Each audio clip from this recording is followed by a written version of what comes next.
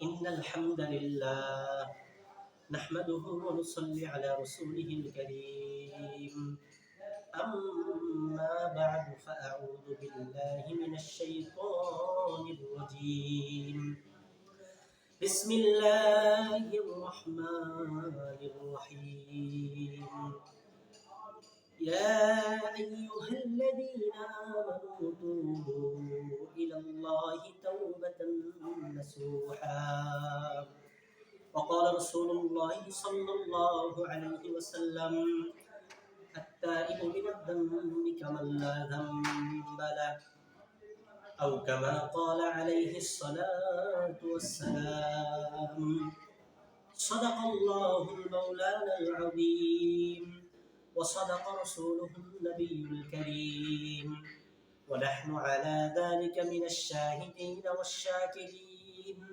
والحمد لله رب العالمين। প্রিয় উপস্থিতি, আমি আপনাদের সামনে পবিত্র কুরআনুল কারীম থেকে একটি আয়াত এবং রাসূল সাল্লাল্লাহু আলাইহি ওয়াসাল্লামের অসংখ্য হাদিসের মধ্য থেকে একটি হাদিস পাঠ করেছি। উক্ত আয়াতে আল্লাহ রাব্বুল আলামিন এবং হাদিসে নবী সাল্লাল্লাহু আলাইহি ওয়াসাল্লাম তওবার গুরুত্ব এবং ফজিলত নিয়ে আলোচনা করেছে। তো ইনশাআল্লাহ উক্ত আয়াত এবং হাদিসকে সামনে রেখে তওবার গুরুত্ব এবং ফজিলত সম্পর্কে সংক্ষিপ্ত আলোচনা করব। মেরে মুহতারাম হাজরিন, সর্বপ্রথম বলবো, আমরা বনি আদম, আমরা চলতে ফিরতে শয়তানের ধোঁকায় পড়ে ছোট বড় ছোট অনেক গুনাহ করে ফেলি। তো গুনাহ আমরা ছোট বড় অনেকেই করে ফেলি। তো এর জন্য আমাদের কি করণীয়? সর্বপ্রথম বলবো, গুনাহের যেই সমস্ত আসবাবপত্র আমাদের মাঝে আমাদের আশপাশে রয়েছে, এই সমস্ত আসবাব থেকে আমরা বিরত থাকব। আর গুনাহ যদি হয়ে যায় তাহলে সর্বপ্রথম আমাদের করণীয় হচ্ছে তওবা করা। তো প্রশ্ন হতে পারে, তওবা করলে কি লাভ? উত্তর হচ্ছে, তওবার অনেক ফজিলত রয়েছে। এর মধ্যে উল্লেখযোগ্য 6টা ফজিলত বর্ণনা করব। এক নম্বর হচ্ছে, তওবার 1 নম্বর ফজিলত হচ্ছে সূরা তাহরীমের 8 নম্বর আয়াত আল্লাহ বলেন, ইয়া আইয়ুহাল্লাযীনা আমানু তুবু ইলাল্লাহি তাওবাতান নাসুহা, হে ঈমানদারগণ, তোমরা খাঁটি দিলে তওবা করো। আসা রাব্বুকুম আন ইউকাফিরা আনকুম সাইয়্যাতিকুম, হতে পারে আল্লাহ তাআলা তোমাদের গুনাহকে মাফ করে দিবেন। আর কি করবেন? ওয়া ইউদখিলাকুম জান্নাত, এবং তোমাদের জান্নাতে প্রবেশ করাবেন। আল্লাহ বলেন, যদি তওবা করো তাহলে আল্লাহ তোমাদের গুনাহকে মাফ করে দিবেন এবং তোমাদের জান্নাতে প্রবেশ করাবেন। এটা হচ্ছে তওবার 1 নম্বর ফজিলত। 2 নম্বর ফজিলত হচ্ছে ইবনে মাজাহ হাদিসের নাম 4250 নম্বর হাদিসের বর্ণনা। قال رسول الله صلى الله عليه وسلم التائب من الذنب كمن لا ذنب له, নবীজি বলেন, গুনাহ থেকে তওবাকারী ব্যক্তি এমন হয়ে যায় কেমন যেন তার কোনো গুনাহই নেই।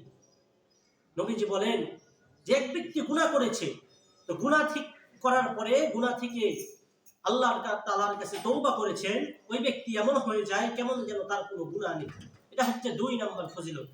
3 নম্বর ফজিলত, ইবনে মাজাহ হাদিসের কিতাবের নাম 4251 নম্বর হাদিসের বর্ণনা। قال رسول الله صلى الله عليه وسلم كل بني آدم خطاء وخير الخطائين التوابون, নবীজি বলেন, সমস্ত বনি আদম ভুলকারী, এর মধ্যে সর্বোত্তম ভুলকারী হচ্ছে যে ব্যক্তি এই ভুল থেকে আল্লাহ তাআলার কাছে তওবা করে। নবীজি বলেন, সমস্ত বনি আদম এটা গুনাহগার, কিন্তু সর্বোত্তম গুনাহগার হচ্ছে যে ব্যক্তি আল্লাহ রাব্বুল আলামিনের কাছে তওবা করে। এটা হচ্ছে 3 নম্বর ফজিলত।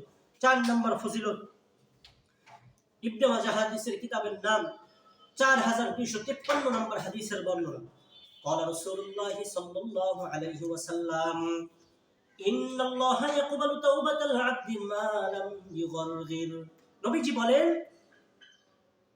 বান্দার তওবা কবুল হবে কোন পর্যন্ত? নবীজি বলেন, বান্দার তওবা কবুল হবে বান্দার মৃত্যু আসার আগ পর্যন্ত, মৃত্যুর যন্ত্রণা শুরু হওয়ার আগ পর্যন্ত বান্দা আল্লাহ তাআলার তওবা কবুল করবে। এটা হচ্ছে 4 নম্বর ফজিলত। 5 নম্বর ফজিলত হচ্ছে তিরমিজি শরীফের বর্ণনা, 3538 নম্বর হাদিসের বর্ণনা। নবীজি বলেন, এক ব্যক্তি সফরে বের হয়েছে।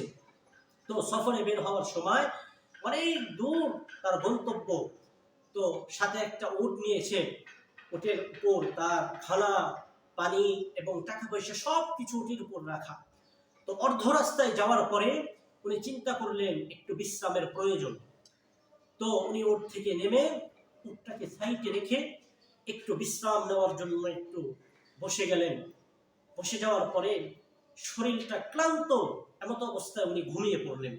তো ঘুমিয়ে যাওয়ার পরে ওনার যখন ঘুম ভাঙলো, ঘুম ভেঙে দেখে তার উট তার আশেপাশে কোথাও নেই। নবীজি বলেন, ওই ব্যক্তি বিশ্রামের জন্য একটু ঘুমিয়েছে, ঘুম থেকে উঠে দেখে তার উট নেই। তো উটের সাথে তার খাবার, পানি এবং সমস্ত আসবাবপত্র ছিল, কিছুই নেই। এখন উনি চিন্তা করতেছে, এ অবস্থায় সামনেও যেতে পারবো না, আবার ফিরেও যেতে পারবো না। তাহলে উনি চিন্তা করতেছে, এই অবস্থা সেখানে শুয়ে রয়েছে। তো শুয়ে থাকার পরে একটা পর্যায়ে আবার ঘুম ভেঙেছে। ঘুম ভাঙার পরে উনি দেখলেন তার উটটা তার সামনে উপস্থিত। তো উটটা দেখে উনি এমন খুশি হয়েছে, নবীজি বলেন, উনি বলতেছে, আল্লাহুম্মা আনতা আবদি ওয়া আনা রাব্বুকা। উনি এমন খুশি হয়েছে, খুশির কারণে উনি আল্লাহ তাআলাকে বলতেছে, হে আল্লাহ, তুমি আমার বান্দা, আমি তোমার রব। নবীজি বলেন, একটা বান্দা উটকে ফিরে পাওয়ার পরে এমন খুশি হয়েছে যে আল্লাহ তাআলাকে সে তার বান্দা বলতেছে এবং তিনি আল্লাহ তাআলার রব এটা বলতেছে। নবীজি বলেন, এক বান্দা যদি গুনাহ করার পরে আল্লাহ তাআলার কাছে ফিরে আসে, আল্লাহ রাব্বুল আলামিন এর চেয়েও বেশি খুশি হন। মেরে মুহতারাম হাজরিন, এই জন্য তওবা করা, তওবার ফজিলত অপরিসীম। এটা হচ্ছে 5 নম্বর ফজিলত। 6 নম্বর ফজিলত হচ্ছে মুসলিম শরীফের বর্ণনা, 6882 নম্বর হাদিসের বর্ণনা।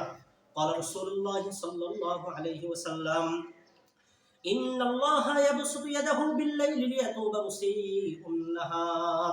নবীজি বলেন যে রাতের অপরাধীদেরকে ক্ষমা করার জন্য আল্লাহ রাব্বুল আলামিন দিনের বেলায় তওবার হাত প্রসারিত করে রাখেন। আল্লাহ বলেন যে রাতের অপরাধীদেরকে ক্ষমা করার জন্য আল্লাহ রাব্বুল আলামিন দিনের বেলায় হাতকে প্রসারিত করেন। এই হাদিসের আরেক অংশে নবীজি আরো বলেন, ওয়ায়াবসুতু ইয়াদাহু বিন-নাহারি লিয়াতুবা মুসিউল লাইল।